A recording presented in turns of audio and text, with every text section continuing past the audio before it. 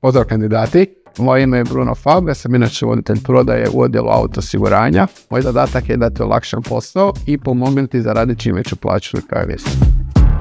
Štedimo korisnicima vrijeme i novac pronalaženjem najboljih ponuda obveznog i kasko osiguranja. Čitamo sva sitna slova za naše korisnike, pomažem preko realizacije police i odgovaram na sva njihova pitanja. Kod nas nema cold callinga i radimo isključivo s korisnicima koji sami dođu na našu stranicu. Ono što u Comparu jako cijenimo su otvorenost i pozitivnost. Osim toga, jako su nam bitne zajednička druženja, zajedničke kave i roštilje. Ako tražiš poziciju gdje možeš rasti i raditi u super atmosferi, vjeruj mi da si na pravom mjestu.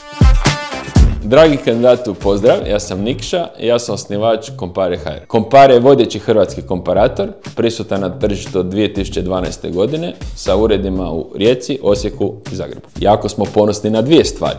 Preko 150.000 ljudi godišnje kupi nešto od nas i rastemo u broju zaposlenih za 25%. Pomažemo korisnicima pronaći najbolje ponude osiguranja, kredita ili telekom tarifa i to sasvim besplatno. Compare je zajednica koja stalno raste. Tražimo ljude koji cijene timski duh i žele raditi na pružanju najboljih usluga našim korisnicima. Ako tražiš priliku za profesionalan i osoban razvoj u tvrtci koja te izrazito cijeni i motivira, Compare je mjesto za tebe. Evo njega je.